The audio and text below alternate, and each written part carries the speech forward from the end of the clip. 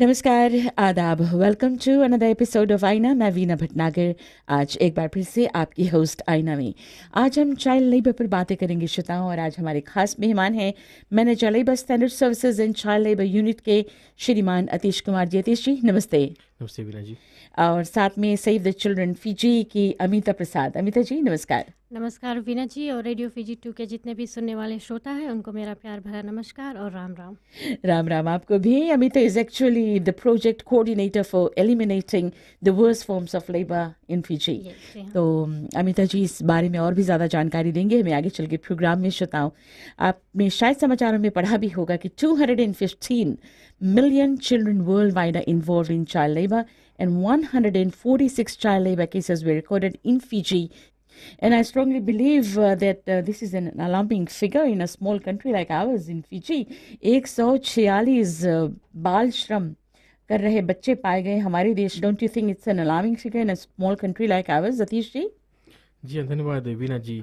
ये जो फिगर्स है ये 2011 का है। 2011 से अभी तक हमारे जो मिनिस्ट्री है, साथ में ministry of education social welfare के मिलकर हमने ये फिगर्स जो है ये निकाला है। और यहाँ पर हम देखते हैं कि जो 146 cases reported cases of child labour in Fiji है, उसमें से हम देखते हैं जो 24 केसेस है इसमें वहाँ पर ऐसे हुआ था कि ये बच्चे कभी स्कूल नहीं गए थे। तो जो सरकार का जो प्रोग्राम है, हमारा जो प्रोग्राम है मिनिस्ट्री ऑफ सोशल वेलफेयर और मिनिस्ट्री ऑफ एजुकेशन के तहत हमने इन सभी बच्चों को स्कूल भेजा है। और जो 122 बच्चे थे वो स्कूल जाते थे, लेकिन ऐसा होता था कि कई से जगह पर कई समय पर वो समय पर स्कूल नहीं पहुँचते थे। और कई ऐसी जगह पर यह तो होता था कि जो माता पिता है वो बहुत ध्यान नहीं देते थे उनके जो एकेडमिक साइड स्कूल रेगुलर नहीं थे। जी हाँ, तो हमने जो स्कूल अध्यापक से, जो हेड टीचर से, प्रिंसिपल से बातें की, और वहाँ पर हमने इन बच्चों को ट्रेनिंग प्रदान की, माता पिताओं को ट्रेनिंग प्रदान किया। हमारे जो सरकार का मुख्य लक्ष्य है कि हम गरीबी को दूर हटाएं और फीजी को एक नॉलेज बेस्ड सोसाइटी बनाएं। तो इस पर हम कार्य कर रहे हैं ताकि हम ये देख सकें कि हर एक बच्चा, हर एक फिजियन जो है इस देश में वो सब स्कूल जाए और वे पढ़ लिख कर विद्वान हो। यही हमारे सरकार के मुख्य लक्ष्य है। वैसे आउट ऑफ 146 जैसे आपने कहा कि कुछ बच्चे हैं जो आते जाते रहे स्कूल में, लेकिन 24 केसेस ऐसे थे जो पूरी तरह से ये स्कूल्स वगैरह नहीं जाते थे। वैसे मैंने ये भी सुना है कि some children were pulled out from hazard work places. आप बताएंगे कैसे काम कर रहे थे ये बच्चे जिनको यहाँ से निकाला गया? जी हाँ, धन्यवाद वीना जी। हम देखिए कि जो हमारे सरकार ने 28 मई के गज़ेट लागू किया है, इसमें कहा गया है कि जो hazardous occupational provision to children, इसमें कहा गया है कि अगर जो बच्चे 18 साल से नीचे हैं वो कई ऐसे काम है जो नहीं कर सकते हैं। देखिए कि नमूने के तौर पर लिया जाए, कुछ बच्चे जो काम करते हैं किसी जगह पर, जैसे कहते हैं डीप सी डाइविंग, ये मछली पकड़ने के लिए। और कई इस जगह पर हम देखते हैं कि बच्चे जो गन्ने कटाई का काम करते हैं वो 18 साल से नीचे वो नहीं कर सकते हैं। और कई जगह पर ऐसे होता है कि बच्चे जो केमिकल स्प्रेइंग है, जैसे हम कहते हैं कि जो डेंजरस केमिकल है वो स्प्रे करते हैं कॉमर्शियल वेजिटेबल फार्म्स में, तो इस जगह पर बच्चे काम नहीं कर सकते हैं। और हमने ये भी देखा है कि जो बच्चे हैं जो बस कंडक्टर्स है ये काम नहीं कर सकते हैं, और जो शिप है उसमें काम नहीं कर सकते। तो कई इस जगह पर हमारे जो लिस्ट में है वहाँ पर बच्चे काम नहीं कर सकते हैं, क्योंकि ये जो वर्क प्लेस है, ये जो काम करने का जगह है वो हजरस माना गया है। तो इस पर हमारे जो मिनिस्टर साहब ने, हमारी सरकार ने जो हजरस वर्क प्लेस लिस्ट है वो लागू किया है, और ये पहली लिस्ट है फीजी के लिए। और हमें गर्व की बात है कि हमने अब इस दिशा में काम किया है ताकि हम अपने बच्चों को सही प्रोटेक्शन है वो दे सकें। अच्छा जी, थैंक यू अतीश जी। वैसे पहले हम लोग देखते हैं Amita ji, can you define child labour? मतलब व्हाट इज चाइल्ड लेबर? बाल श्रम किसको कहते हैं?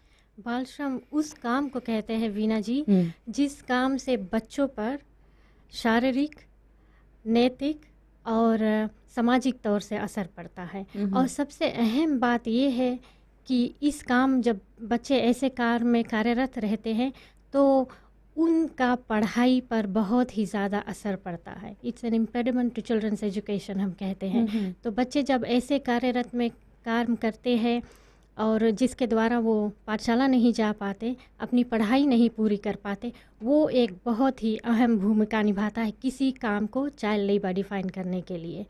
और वो फॉर्म्स ऑफ चाइल्ड लेबर, वो कार्य, बच्चे ऐसे काम में इन्वॉल्व होते हैं जो उनके लिए मॉरली उनको अफेक्ट करता है, उनका सेफ्टी और उनका स्वास्थ्य पर भी बहुत ज़्यादा असर पड़ता है। और जैसे अतीश जी ने प्रकाश डाला, 2009 में 209 में सेव द चिल्ड्रन फीजी ने एक रिसर्च किया था और उस अनुसंधान के द्वारा हमारे सामने ये आया था कि 109 बच्चे जो है वो चाइल्ड सेक्स वर्कर्स के तरह काम कर रहे हैं फिजी में। अच्छा। They were involve in commercial sexual exploitation. उस रिसर्च के बाद आईएलओ ने हमें फिर फंडिंग दिया, जहाँ पर ये हमारा कार्यक्रम शुरू हुआ, eliminating the worst forms of child labour. तो हमारे संस्था ने भी इस चाइल्ड लेबरर्स के संगे काफ़ी कुछ काम किया है। हद तक हमने उनको भी स्किल्स ट्रेनिंग प्रोवाइड किया है। उनको काफ़ी ऐसे बच्चे हैं, लगभग 60 बच्चे हैं जिनको हम लोगों ने चाइल्ड लेबर में से निकाल के फिर से स्कूल में डाला है और वो बच्चे अभी तक अपना पढ़ाई कर रहे हैं। और हमने स्कूल्स में भी बहुत काम किया है टीचर्स के साथ में। सिंगटोका, लोटोका, लंबासा और सुबह में भी हमने टीचर्स को एक वर्कशॉप में लेकर आकर उनको ट्रेन किया है कि कैसे वो बच्चों के साथ पाठशाला में ही भी रिस्क एंड वल्नरेबिलिटी फैक्टर्स जो है वो आइडेंटिफाई कर पाए, ताकि वो बच्चों को रोक सके पाठशाला से ड्रॉप होने में और चाइल्ड लेबर में शामिल होने से। Thank you Amita ji. वैसे एक्टिंग पीएस साहब for labour mister Namosi Malua said that the definition of child labor not only means forcing children to work in any situation at home where a child is deprived of education due to a family commitment such as crop harvesting, looking after young siblings, selling produce, attending to religious occasions is in fact child labor। तो जैसे आपने भी बहुत अच्छी तरह से हिंदुस्तानी भाषा में, अपनी भाषा में अच्छी तरह से समझाया कि चाइल्ड लेबर क्या है। प्रैक्टिकली जो भी बात आपने कही वो बात पीएस साहब ने कहा था, मतलब एक्टिंग पीएस साहब ने। लेकिन what is not child labour अगर हम देखें? अच्छा, इस पर प्रकाश डालना बहुत ही ज़रूरी है। क्योंकि जब हम स्कूल में भी जाते हैं अवेयरनेस प्रोग्राम्स करने, तो कहीं टीचर कहते हैं, कहीं बच्चे भी हमसे कंप्लेन करते हैं कि हमें घर पर काम दिया जाता है और इज़ दैट चाइल्ड लेबर। तो मैं बच्चों और माता पिताओं को रेडियो के माध्यम से ये बताना चाहूँगी, अगर बच्चे पढ़ाई करते हैं फुल टाइम और वीकेंड में वो 2 घंटे, अगर मान लो किसी का बिज़नेस चलता है, वो अपने माता पिता को बिज़नेस में असिस्ट करते हैं 2 घंटे के लिए, तो वो चाइल्ड लेबर नहीं। अगर आप घर में कपड़े धोते, अपने बेड बनाते हैं, मम को हेल्प करते हैं ब्रेकफास्ट बनाने में, या किसी प्रकार की ऐसी काम करते हैं जिसमें आपको कोई हानि नहीं पहुंचता 1 या 2 घंटे के लिए, तो वो चाइल्ड लेबर नहीं है। वो बच्चों को डेवलपमेंट में असिस्ट करता, वो कुछ स्किल्स सीखते हैं जैसे वो बड़े होते हैं, तो वो चाइल्ड लेबर नहीं होता। अनलेस एंड अनटिल उसका एजुकेशन और हेल्थ और सेफ्टी मॉरल्स नहीं अफेक्ट होता, वो चाइल्ड लेबर नहीं क्या है कहलाया जा सकता। एक कॉलर को मौका देते हैं, इसके बाद में एक ब्रेक लेंगे। हेलो, नमस्कार जी। अस्सलाम वालेकुम। वालेकुम सलाम। अच्छा, कौन सी विषय है आज? जी, आज का विषय है चाइल्ड लेबर, बच्चों से, बाल श्रम जिसको हम कहते हैं, छोटे छोटे बच्चों से, मतलब जब उनके पढ़ने लिखने की उम्र होते हैं, स्कूल जाने की उम्र होती है, तो उस वक्त बच्चों को कहीं ना कहीं नौकरी पर लगा दिया जाता है, काम पर लगा दिया जाता है, और वो घर का खर्चा कभी कभी चलाते हैं। हमने कई ऐसे बच्चों को देखा है जो पीनट सेलर्स हैं, वो पीनट बेचकर अपने घर के जो खर्च है वो चलाते हैं, क्योंकि उनके घर में और कोई कमाने वाला नहीं है। तो मतलब वो उम्र बच्चों के पढ़ने लिखने के हैं, और हम आगे चलकर देखेंगे प्रोग्राम में कि गवर्नमेंट और जो एनजीओ कैसे मदद करते हैं। कानून नहीं है सिक्किम में। कानून मांगे तब थोड़ा स्ट्रॉन्ग रहे ना। अच्छा, कानून है अमिता जी? अच्छा, कानून है पीजी में। ठीक है, इस कानून के बारे में बाद में जरूर बातें करेंगे। और आप है आजम साहब? हाँ जी, शुक्रिया आजम साहब। कानून है और इस पर और जानकारी हम आपको देंगे। लास्ट मंथ ही एक ऑर्डर रिलीज किया गया था ना, इस पर और भी बातें हम करेंगे ब्रेक के बाद। श्रोताओं,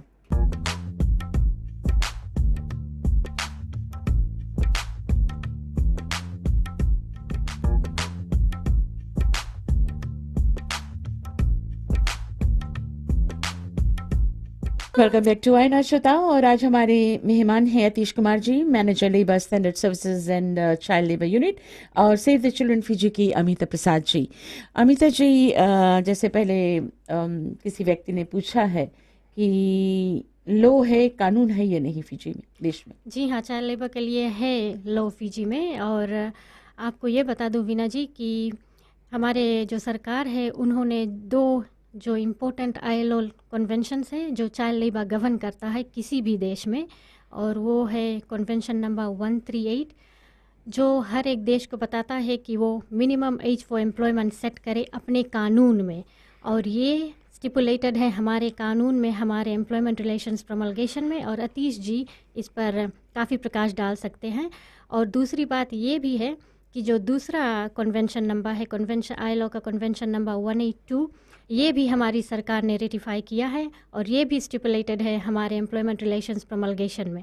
और जो आर्टिकल या कन्वेंशन नंबर 182 है, ये सभी देशों को बताता है कि वो ऐसा कानून लागू करें यहाँ हमारे देश में कि वो बच्चों को किसी भी हैज़र्डस वर्क या worst forms of child labour में कार्यरत होने से बचाए।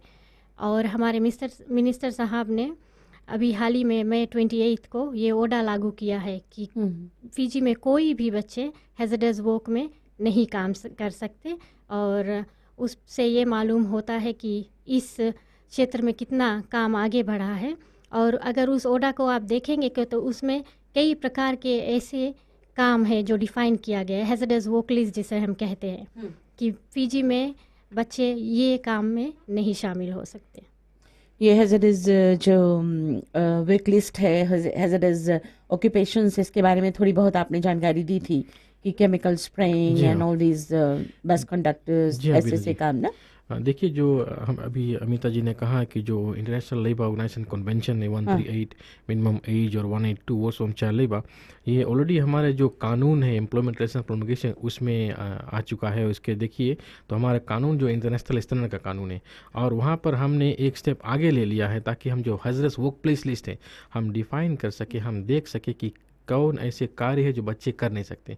देखिए जी, इस लिस्ट के आने से पहले क्या होता था कि कोई लिस्ट नहीं था और उसमें जो इन्फोर्समेंट तो डिफ़िकल्टी था, लेकिन सरकार ने वहाँ पर देखा कि अच्छा ये ज़रूरी है कानून लाने के लिए ताकि हम बच्चों को प्रोटेक्ट कर सके। ये सब जो कानून जो असर में आया है जो बच्चों को प्रोटेक्शन के लिए है, ताकि हम उन्हें एक्सप्लॉइट ना करें और बच्चों को सही शिक्षा प्रदान करें। और हम देखते हैं कई जगह पर ऐसे होता है कि स्पेशली हम देखते हैं कि जो इस साल का जो world day against child labour था उसका थीम था कि no to domestic work in child labour.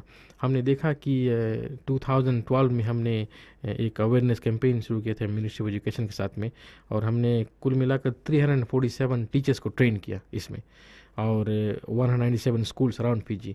और यहाँ पर हमने देखा कि कई जगह पर जो स्कूल्स में बच्चों को बहुत सहायता मिलती, जैसे हम देखते हैं कि कुछ ऐसे बच्चे हैं जो गरीब बच्चे हैं और जो किस तरह सहायता की मांग करते हैं तो उन्हें केयर एंड प्रोटेक्शन अलाउंस मिलता है वेलफेयर से, और ऐसे असिस्टेंस मिलते हैं, और मिनिस्ट्री ऑफ एजुकेशन बस पे असिस्टेंस देती है। लेकिन इनके बावजूद हम देखते हैं कि कई ऐसे माता पिता हैं जो बच्चों को स्कूल नहीं भेजते समय पर, और कई जगह पर देखते हैं कि अगर उन्हें खेत में जाना है तो बच्चों को साथ लेकर चलते हैं, स्कूल नहीं भेजते हैं। और स्कूल में जो टीचर्स है वो ट्राई करते हैं उन माता पिताओं से बात करने के लिए ताकि बच्चे स्कूल आए, क्योंकि इनको जो सहायता है वो मिलती है और इन्हें स्कूल जाना और फिर शिक्षा हासिल करना ज़रूरी है। तो इस ट्रेनिंग के दरमियान हमने इन टीचर्स को ट्रेन किया ताकि वो जान सके कि चाइल्ड लेबर क्या है और उसका इम्पेक्ट एक चाइल्ड पे क्या होता है और उन्हें क्या करना चाहिए। और हमें काफ़ी पॉजिटिव रिस्पॉन्स मिले। हमने देखा कि कई जगह पर जो हमने कम्युनिटी डेवलपमेंट ट्रेनिंग की है वहाँ पर जो माता पिता है खुद आकर हमें बताए कि यहाँ पर ऐसा होता था और अब नहीं होता है और बच्चे स्कूल जाते हैं। और हम फिर जो दूसरी बार हम क्या करते हैं, जो चाइल्ड विड्रॉल प्रोसेस है, मिनिस्ट्री ऑफ लेबर का हमारा जो चाइल्ड लेबर यूनिट है, साथ में सोशल वेलफेयर डिपार्टमेंट और पुलिस और एजुकेशन साथ में, और हमारे साथ में NGOs भी है, और हमने जो विड्रॉल प्रोसेस है वो किया है ताकि जो बच्चे अभी हम देखते हैं कि फ़िलहाल कई इस जगह पर बच्चे जो रोटी पार्सल बेचते हैं, स्कूल नहीं जाते समय पर, और कई जगह पर तो बच्चे स्कूल जाते ही नहीं है, और माता पिता इसको टॉलरेट करते हैं, कहते हैं कि चाहे कोई प्रॉब्लम नहीं है, लेकिन वो बच्चों का जो राइट्स है उस पर अफेक्ट होता है, क्योंकि ये बच्चा जिस जगह पर उन्हें स्कूल में होना चाहिए था वो काम कर रहे हैं। तो ऐसे बच्चों को हमने विड्रॉ किया, और हमारा जो ऑपरेशंस था इस साल के जो हमारा जो अप्रैल महीने में ऑपरेशन था, और हम और भी ऑपरेशंस जो जॉइंट ऑपरेशन हम कहते हैं वो करेंगे ताकि हम देख सकें कि क्या ऐसी सहायता है जो हम इन बच्चों को देंगे ताकि वो स्कूल जाए। तो हमने माता पिता का जो अवेयरनेस है वो तो कर दिया है, और हम अब जानते हैं कि डायरेक्टली टू द केस कि क्या होता है, क्यों ये स्कूल नहीं जाते हैं और क्या करना चाहिए, क्या हम मदद कर सकते हैं ताकि ये बच्चे स्कूल जाए। कितना अवेयरनेस आप लोगों ने किया? Do you think you have done enough awareness? ये जो कितनी जागरूकता आप लोगों ने फैलाई है? ज़्यादातर आप लोग स्कूल्स जाते हैं, स्कूल्स जी हाँ, में बातें करते हैं जी हाँ, टीचर्स से, और फिर माता पिता से, कम्युनिटी में कितना अवेयरनेस आप जी हाँ, समझते हैं जो कुछ आप कर रहे हैं उतना पर्याप्त है, फिर और भी जागरूकता फैलाने की ज़रूरत जी है? हाँ, हम ये सोचते हैं कि जो जागरूकता ज़रूरी है जानने के लिए हर लोगों को, और हमें इस दिशा में और काम करना है ताकि लोग भली भांति जान सके कि चाइल्ड लेबर क्या है। अभी हम देखते हैं तो लोग सोचते हैं कि अगर हमें कहीं जाना है या फिर कहीं रिलीजियस गैदरिंग है तो हम अपने बच्चे को स्कूल नहीं भेजें, 1-2 हफ्ता तक उसको उनको लेकर जाए। तो हम कह सकते हैं कि अगर बच्चे वहाँ पर कुछ काम करते हैं तो वो चाइल्ड लेबर हो सकता है, क्योंकि वहाँ पर बच्चा का जो राइट्स है टू बी इन स्कूल, और यहाँ पर बच्चे स्कूल नहीं जाते हैं और वहाँ पर दूसरी काम करते हैं, तो वो चाइल्ड लेबर हो सकता है। और यहाँ पर हम जो माता पिता हैं उनसे हम ये निवेदन करते हैं कि आप ऐसी जगह पर इस ऐसे कुछ ना करें ताकि कि बच्चे को जो भविष्य चल के वो उसको अफेक्ट हो। मतलब छोटी छोटी जो बातें शायद कुछ लोग नज़रअंदाज करते होंगे, सोच रहे होंगे कि अच्छा फुली हम अपने बच्चों को वो चाइल्ड लेबर की तरफ नहीं मोड़ रहे, लेकिन फिर भी अच्छा आज कुदाली चलाना है, खेत में ज़्यादा काम है, तुम आज स्कूल नहीं जाओ। Even that is not acceptable जी ना, जी हाँ, ऐसा भी जी नहीं होना जी चाहिए। हेलो, नमस्कार जी, आपका स्वागत है। जी मिस्टर प्रसाद साहब बोलते हैं। हाँ मिस्टर प्रसाद जी, बोलिए। जैसे आप लोग की बात में सुना, आप लोग टोटली केवल पेरेंट्स को ब्लेम करते हैं कि पेरेंट्स वीक है। क्या आप लोग कुछ अवेयरनेस रन किया है जो टीचर्स के एटीट्यूड लेकर? अभी मैं एक स्टोरी बताऊं, जैसे यहाँ स्कूल में एक बच्चे के ऊपर पम्पकिन चोरी करने के ऊपर इल्जाम लगा दिया गया। अब वो लड़का तो स्कूल जा ही नहीं मांगता। तो क्या आप लोग कुछ टीचर्स एटीट्यूड के बारे में करना चाहिए? जी थैंक यू, जो बेटी है वहाँ पे सेव द चिल्ड्रन की तरफ से, वो जानती होगी ये केस के बारे में। थैंक जी यू मिस्टर प्रसाद। ऐसा करते हैं, ब्रेक लेते हैं आईना में, इसके बाद में हम बातें करेंगे। अमिता जी,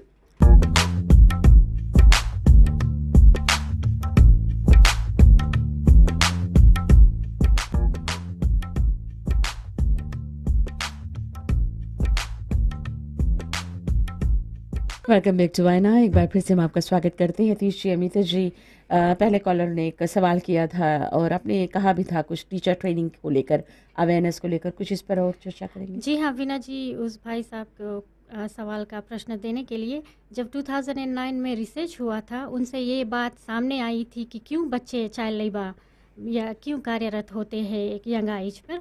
तो एक कंट्रीब्यूटिंग फैक्टर ये था कि बच्चों ने ये कहा था जब उनको इंटरव्यू किया गया था कि टीचर्स चाइल्ड फ्रेंडली नहीं है, करिकुलम चाइल्ड फ्रेंडली नहीं है। तो उसके बाद जब हमने अपना कार्यक्रम शुरू किया, हमने इस क्षेत्र में बहुत ही ज़्यादा काम किया। जैसे मैंने पहले ही प्रकाश डाला कि हमने टीचर्स के संगे वर्कशॉप किया, उनको सेंसिटाइज़ किया कि चाइल्ड लेबर क्या है, ये सब इश्यूज़ कैसे हैंडल किया जाता, और हमने इस क्षेत्र में काफ़ी काम किया है मिनिस्ट्री ऑफ एजुकेशन के साथ भी। और हमने इस कार्यक्रम को इस दौरान मिनिस्ट्री ऑफ एजुकेशन की कार्य के साथ ऐसे ही अलाइन कर दिया है कि भले हमारा प्रोग्राम जो है वो ख़त्म होने वाला है, पर मिनिस्ट्री ऑफ एजुकेशन जो है ये कार्यक्रम अपने प्रोग्राम के द्वारा जारी रखेगी। और भी कुछ काम बाकी है जो टीचर्स के संगे ये मिनिस्ट्री ऑफ एजुकेशन कंटिन्यू करेगी। और आप लोगों ने भी कुछ काम किए हैं टीचर्स जी के हाँ, साथ? हमने भी टीचर्स की जो ट्रेनिंग है वो प्रदान की है, और हमने देखा है कि हमारे जो टीचर्स हैं वो काफ़ी हद तक जो बच्चे हैं उनको सहायता प्रदान करते कितने हैं। स्कूल्स में आप गए थे? कितने स्कूल्स कवर किए टोटल अभी तक? 197 स्कूल से, बट हमारा जो प्रोग्राम है ऑन गोइंग है, अच्छा। और हम कंटिन्यू हम करते रहेंगे टीचर्स की ट्रेनिंग के लिए।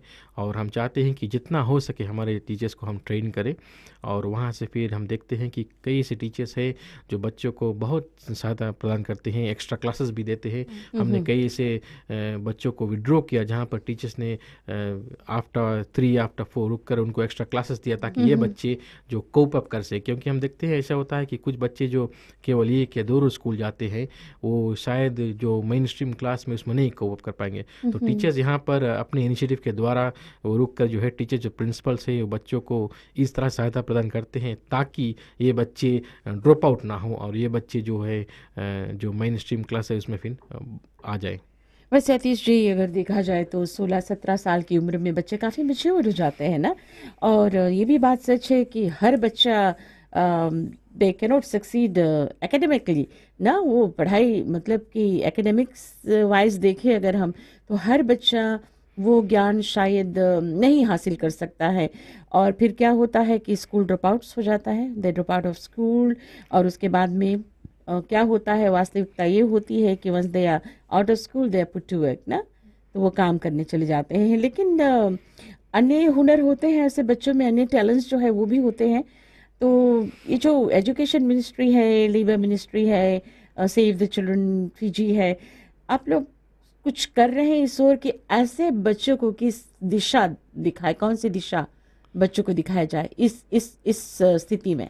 जी हाँ, धन्यवाद बीना जी। हमारे जो विड्रॉल प्रोग्राम के तहत हमारे जो 3 प्रोग्राम है, पहला है बच्चों को विड्रॉ करना और उनको असेसमेंट के द्वारा उन्हें जो स्कूल भेजना है, हमारा पहला प्रोग्राम है। सेकंड प्रोग्राम क्या है कि कई जगह पर हम देखते हैं कि बच्चे शायद जो 15 साल से ऊपर है, जो शायद एकेडमिक वर्क में उतना नहीं है, शायद उनको ऐसा होता है कि वो उतने क्लेवर नहीं होते हैं और उतना स्मार्ट नहीं होते हैं, लेकिन वो अन्य कार्य में, जैसे एग्जांपल है वोकेशनल ट्रेनिंग में, उसमें वो बहुत स्मार्ट होते हैं। तो हम क्या करते हैं, अपने सेकंड प्रोग्राम के तहत उन्हें जो टेक्निकल और वोकेशनल ट्रेनिंग में भेजते हैं ताकि ये बच्चे कुछ सीख सके। और फिर जो हमारा थर्ड प्रोग्राम है वो है जो national employment centre. National employment centre के तहत जो बच्चे 15 साल से ऊपर है, अगर वो मेन स्ट्रीम क्लास में नहीं जाना चाहते हैं मेन एजुकेशन में, और वो टेक्निकल या वोकेशनल ट्रेनिंग चाहते हैं, तो हमारी मिनिस्ट्री जो थ्रू नेशनल एम्प्लॉयमेंट सेंटर उनको ये ट्रेनिंग प्रदान करती है ताकि ये बच्चे कुछ सीख सके, इनके पास कुछ हुनर हो, कुछ सर्टिफिकेट्स हो, ताकि जब ये जॉब मार्केट में जाए तो इनके उसी तरह से इनका जो तनख्वाह है वो मिले। तो हमारा ये प्रोग्राम है और हम देखते हैं कि कई जगह पर प्रोग्राम्स है और इसके दरमियान हम बच्चों को सहायता प्रदान करते हैं। हमें जानते हैं कि सभी बच्चे शायद हमारे जो हमारा मेन लक्ष्य है कि सभी बच्चे स्कूल जाए और सभी बच्चे जो कंपलसरी ईयर 12 एजुकेशन है वो प्राप्त करें। लेकिन ऐसे जगह पर अगर कोई ऐसे बच्चा है जो शायद फॉल आउट होता है, तो उन्हें हम भरपूर सहायता प्रदान करते हैं ताकि ये बच्चे पढ़ लिख कर विद्वान हो या किसी क्षेत्र में ये अपने जो हुनर है वो आजमाएं। हम चाहते हैं कि अभी एक कॉलर को मौका देते हैं, इसके बाद में आगे बढ़ेंगे। हेलो, नमस्कार जी। नमस्कार वीना जी, मुझे बहुत ही अच्छे लगा आपके ये प्रोग्राम जो आपने यहाँ पर रेडियो फ्री पर लेके आया है। जबकि हम देख रहे हैं कि चाइल्ड लेबर पे जबकि ये टॉपिक है आज, तो यहाँ पर आर्य कन्या पाठशाला स्कूल AKP जो बा में है, यहाँ पर कई गरीब बच्चे हैं, ये पॉवर्टी लेवल का है और वहाँ के जो फीस है करीब 25 ईयर से $5 था टेमिंग फीस, और अभी वहाँ का फीस है एक बच्चे पर $105 पर ईयर। और जो बच्चे एक घर से 3 बच्चे जाते हैं स्कूल, उसको तो $315 उसको भरना पड़ता है, जबकि ये गरीब का समय है और कितना बच्चे उस स्कूल पर जाते हैं और माता पिता अफोर्ड नहीं कर पाते हैं। और हम एक सोशल वर्कर है और हम आप इस पर गौर करना, क्योंकि मैं क्यों कह रही हूँ, क्योंकि ये काफी विषय पर हमारे यहाँ पे लोग यहाँ पर कंप्लेन किया है कि क्यों नहीं आप लोग आवाज नहीं उठाते हैं। Thank you. और आपका नाम क्या है? जी, सलोचना शर्मा बाके। अच्छा, सुलोचना जी, आपने बहुत अहम मुद्दे पर ये बात उठाई है, सवाल उठाया है। और वाकई अगर माता पिता अगर बच्चों के स्कूल फीस नहीं भर पाते हैं, तभी भी कुछ हद तक बच्चों को स्कूल से निकाल दिया जाता है। Now this is a good question, कैसे उन बच्चों को आप वापस स्कूल भेजते हैं? कौन मदद करता है? सोशल वेलफेयर डिपार्टमेंट किस हद तक मदद करता है? जी धन्यवाद। यहाँ पर देखा जाता है तो जो माता पिता है जो वहाँ पर जाते हैं तो वेलफेयर डिपार्टमेंट पे वहाँ पे अच्छा तरह से उसका बात नहीं किया जाता है, वहाँ से खदेड़ दिया जाता है, वो रूड वे से वहाँ पर बात करते हैं वहाँ का कर्मचारी जो है। अच्छा जी, थैंक यू सुलोचना जी। और इस पर अमिता जी।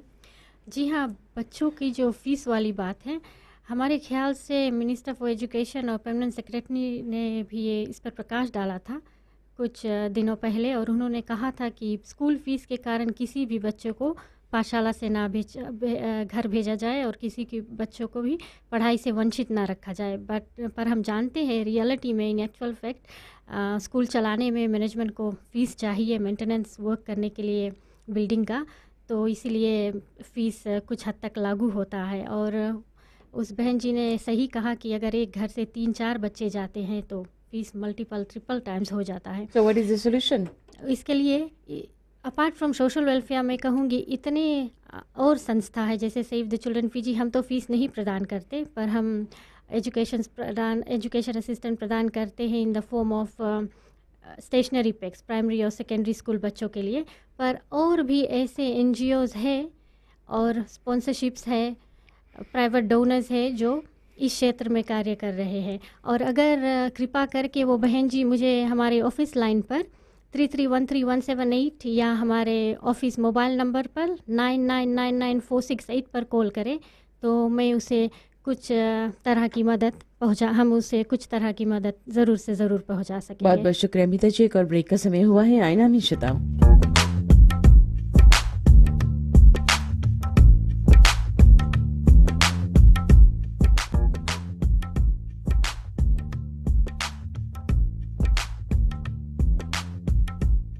एक बार फिर से आना में हम आपका स्वागत करते हैं। अमिता जी और अतीश जी हमारे साथ है। और अतीश जी, इस बहन ने जो सवाल किया है, हालांकि स्कूल फीस तो नहीं होते हैं ना ये, लेकिन बिल्डिंग फीस वगैरह मैनेजमेंट जो है वो एकत्रित करता है और इसको भरना ही पड़ता है पेरेंट्स को।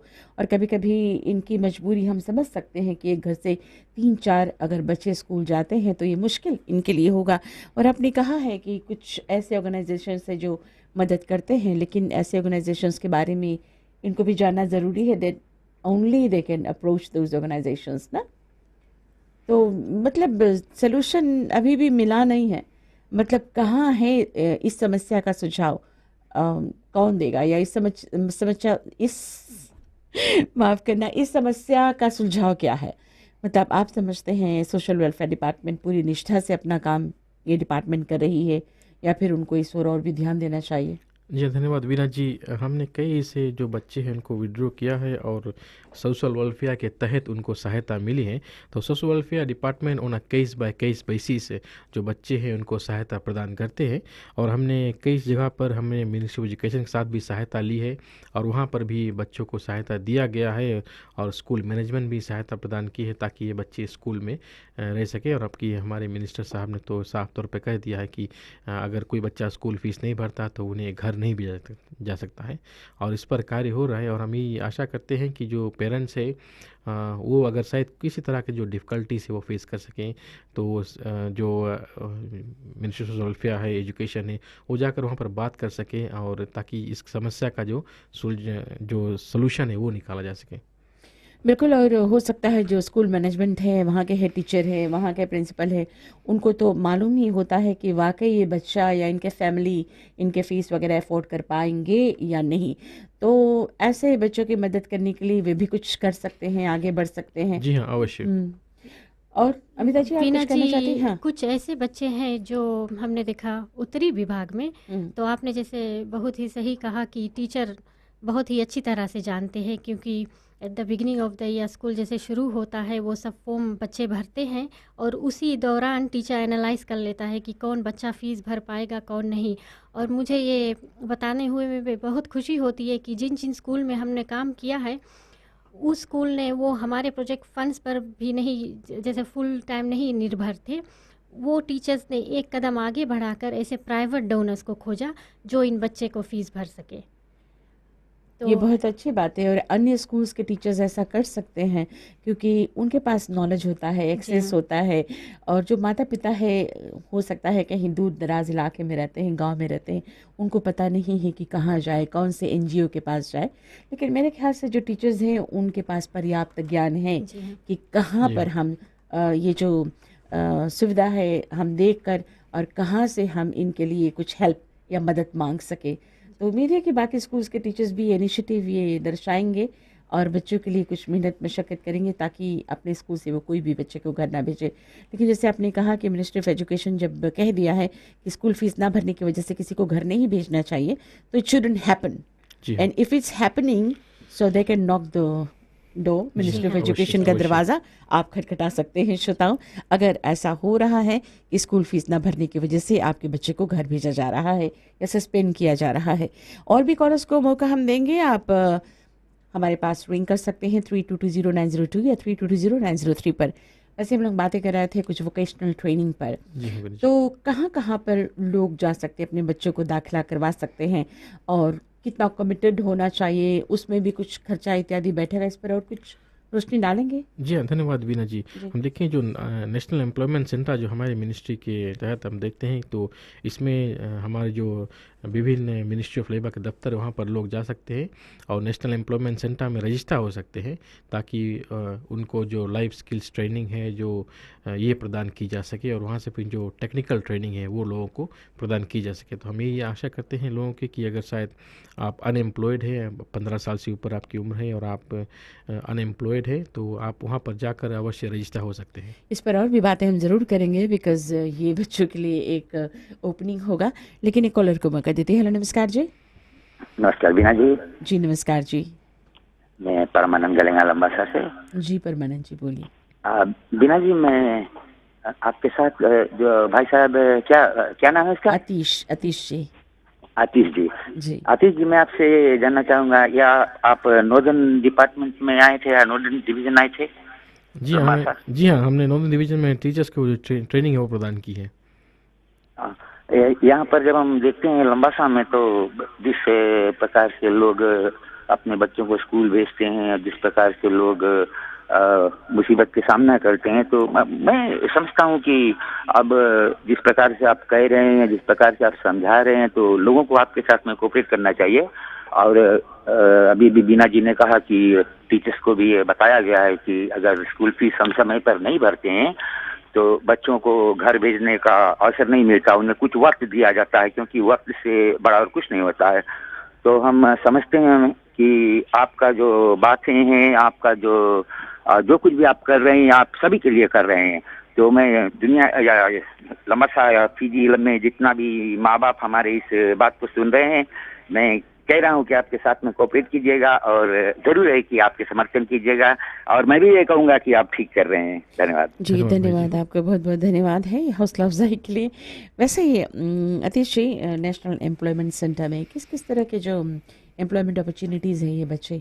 जी हाँ, जो हमारा जो नेशनल एम्प्लॉयमेंट सेंटर के तहत जो कई इस जगह पर जो अपॉर्चुनिटीज़ हैं, वॉलंटियर या ट्रेनिंग है, और फिर वहाँ पर जो स्किल्स ट्रेनिंग है वो होता है।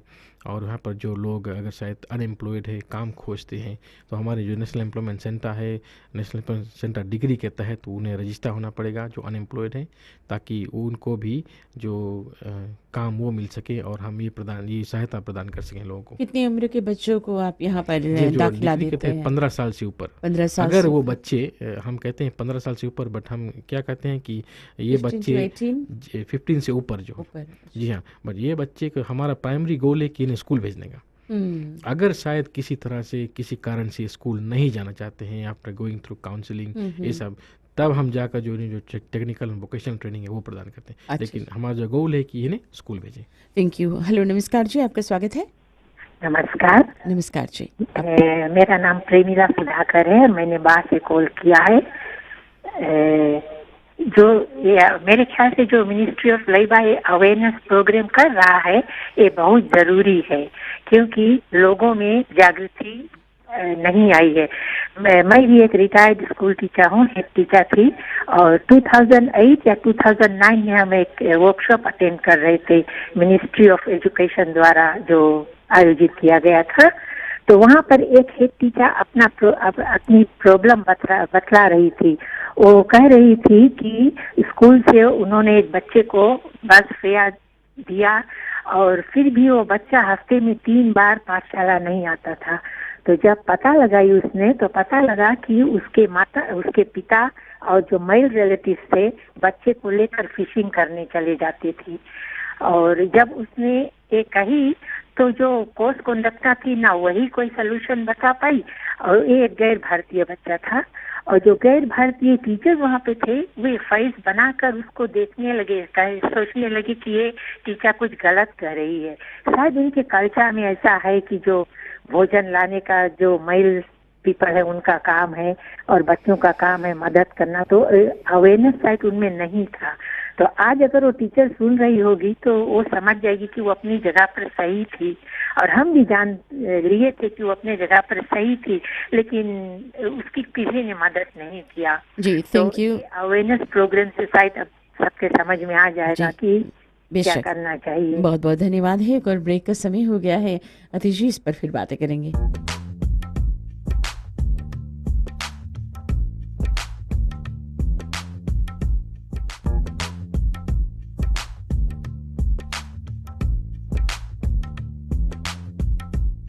आईना के अंतिम पड़ाव पर हम आ पहुंचे हैं। चाइल्ड लेबर पर आज बातें हो रही है और लोग इतना रुचि ले रहे हैं, अपने अपने एक्सपीरियंसेस, अनुभवों को हमारे साथ बांट रहे हैं। भी पिछले कॉलर जो टीचर थी, रिटायर्ड स्कूल टीचर, उन्होंने जो बातें कही हैं कि ऐसे ऐसे केसेस उन्होंने देखा है, लेकिन ना दे यानी कल्चरल कंस्ट्रेंट्स हम इनकी अच्छा इनके कल्चर में है कि भाई फैमिली के लिए भोजन लाना ये प्रायोरिटी है और स्कूल पढ़ना ये ओनली। ऐसी कोई बात आपने नोटिस की है, आपने देखा है? जी धन्यवाद बीना जी। ये कानून जबकि असर में आया है तो ये कानून सभी के लिए लागू है और इस पर हम ये नहीं कह सकते हैं कि आपके जो फैमिली के लिए भोजन लाना एक कल्चर है तो आप नहीं जाए स्कूल, क्योंकि हम देखिए कानून सभी के लिए है और इस पर हर एक फिजियन को गौर करना चाहिए ताकि हम कानून का पालन कर सकें। हम देखते हैं यहाँ पर जो हज़रस वर्क प्लेस लिस्ट में इसमें बहुत स्पष्ट रूप से कहा गया है जो बच्चे जो फार्मिंग, फिशिंग और हंटिंग और ये सब जो डीप सी डाइविंग ये सब कुछ नहीं कर सकते हैं। और यहाँ पर और भी दिया गया कि जो बच्चे जो बोतल कलेक्टिंग है और स्क्रैप मेटल कलेक्टिंग ये भी नहीं कर सकते। हम देखते हैं कि कई जगह पर जो बच्चे हैं वो बोतल कलेक्टिंग करते हैं और हम ये लोगों को बताना चाहते हैं कि लिस्ट के तहत, कानून के तहत कोई भी बच्चा जो 18 साल से नीचे है वो बोतल कलेक्टिंग नहीं कर सकता। हमारी मिनिस्ट्री और साथ में जो हमारे पुलिस विभाग है, हम इस पर मिलकर कार्य कर रहे हैं ताकि हम ये देख सकें कि ऐसे अगर मामला सामने आए तो हम जो एम्प्लॉयज़ हैं, जो लोग ऐसा कराते हैं, उस पर हम सख्त कदम उठाएं ताकि हम ये देखते हैं कि ये हजरस वो है और यहाँ पर बच्चों को चोट चपेट लग सकती हैं। और कई जगह पर देखते हैं कि बच्चे इस कारण से लिए स्कूल बिल्कुल छोड़ देते हैं, वो नहीं जाते हैं स्कूल, तो ये एक बैरियर बन जाता है उनके लिए स्कूल जाने की। तो उस पर हम कार्य कर रहे हैं और यहाँ पर जो लिस्ट में स्पष्ट रूप से कह दिया गया है ये कानून है, अगर कोई कानून का उल्लंघन करता है तो उस पर सख्त कदम उठाया जाएगा। अतीश जी, आपने बहुत अच्छी बात कही कि बॉटल कलेक्टर्स अभी सरेआम ये छोटे छोटे बच्चे जो है ट्रेज लेकर घूमते हैं।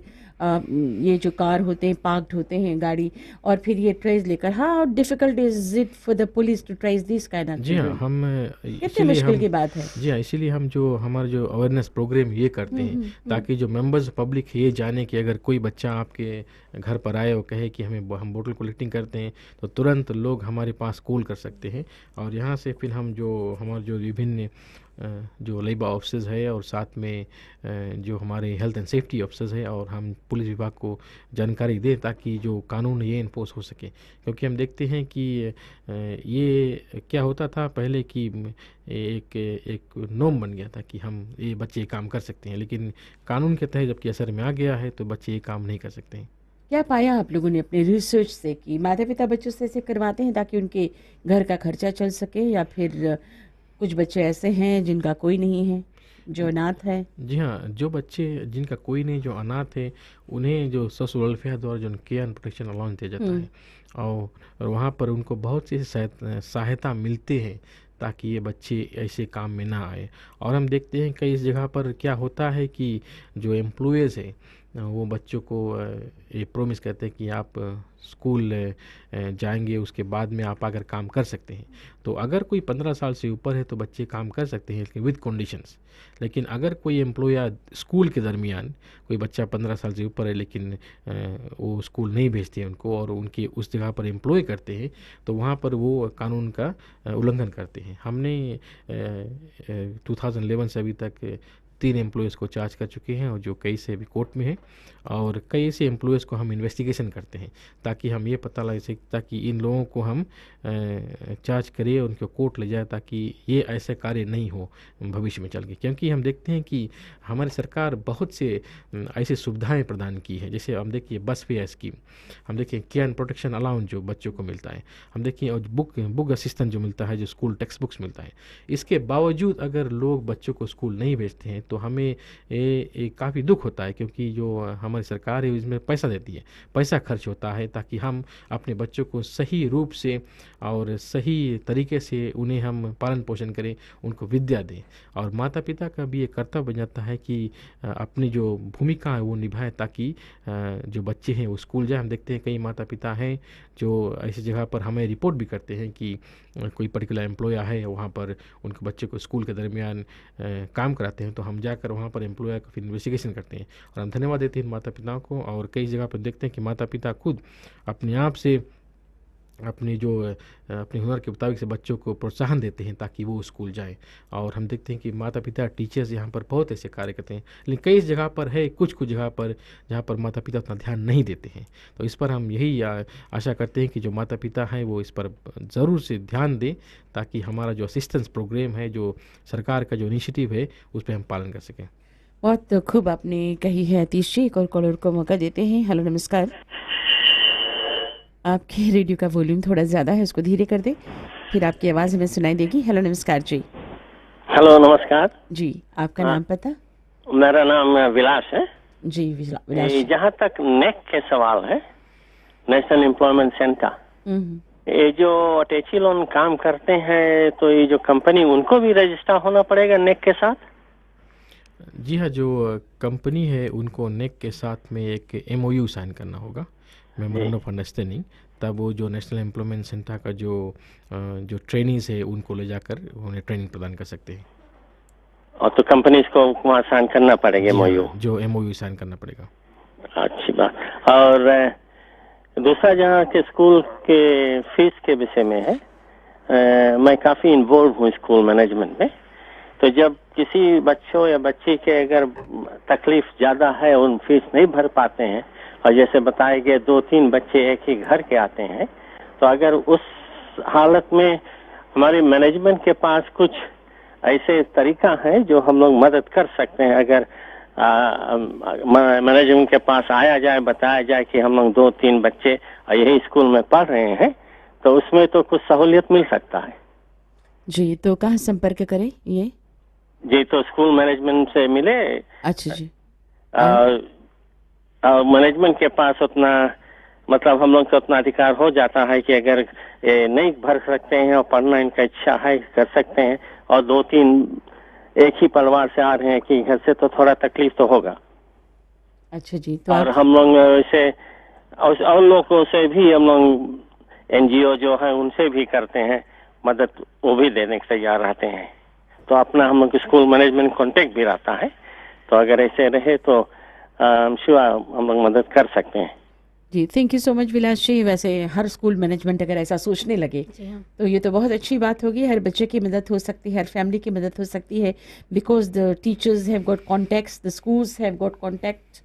तो आप लोग बच्चों की मदद कर सकते हैं, किसी बता सकते हैं, गाइड कर सकते हैं कि आप यहाँ जाएं या यहाँ ट्राई करें। यहाँ मेरे पास कई लोग यहाँ पर चिट्ठी भेजते हैं और हम लोग कई मरतबा यहाँ से बताते हैं कि फला बच्चों को स्कूल फ़ीस की ज़रूरत है, तो काफ़ी जो इंडिविजुअल्स हैं वे भी मदद करने के लिए आगे बढ़ते हैं। तो एवरीबॉडी वर्क टुगेदर, अगर इफ़ यू वर्क टुगेदर, अगर हम सब साथ मिलकर काम करते हैं तो मेरे ख्याल से किसी ना किसी तरीके से हम एक दूसरे की मदद कर सकते हैं। और हमारे जो बच्चे हैं ये स्कूल जाने के बजाय जो फ़िलहाल काम करते हैं, ये अच्छी तरह से पढ़ाई लिखाई करके आगे बढ़ सकते हैं। End of course national employment centre, जो नेशनल एम्प्लॉयमेंट सेंटर है, यहाँ पर कैसे दाखिला ले सकते हैं बच्चे? कोई कॉल कर सकते हैं, कोई प्रोसीजर है? जी हाँ, वो हमारे जो दफ्तर है वो जाकर वहाँ पर अपना जो रजिस्ट्रेशन फॉर्म है वो भर सकते हैं। हाँ, तो हर कोई नहीं पता है ना, कि हर किसी को नहीं पता है आपका दफ्तर। तो कहाँ, मिनिस्ट्री ऑफ लेबर जाए? जी, ministry of labour. Ministry of labour ही जाए जी। ओके। तो ये माता पिता से गुजारिश है कि आप लोग मिनिस्ट्री ऑफ लेबर ही जाए, क्योंकि कुछ बच्चे से होते हैं जो शायद, जैसे हमने पहले भी कहा कि एकेडमिक वाइज वो उतने स्मार्ट नहीं होते हैं, लेकिन टैलेंट अगर उनको देखा जाए तो टैलेंट उनमें कूट कूट कर भरी हुई होती है, तो कुछ हुनर उनमें होता है, किसी और दिशा में वो प्रगति कर सकते हैं। तो Atish ji and Amita ji, thank you so much. Programme यहीं पर समाप्त होता है। काश थोड़ा और वक्त मिलता तो और भी ज़्यादा बातें होती, कुछ कॉल्स अभी भी हैं। खैर, अगली बार फिर मुलाकात होती है, तब तक के लिए thank you.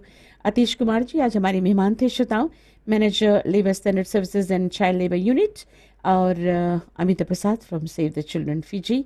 Amita is currently the project coordinator for eliminating the worst forms of child labor in Fiji. Amita ji, thank you. Atish ji, बहुत बहुत शुक्रिया. आइना में अगली मुलाकात अगले हफ्ता होती है, तब तक के लिए नमस्कार, खुदा हाफिज.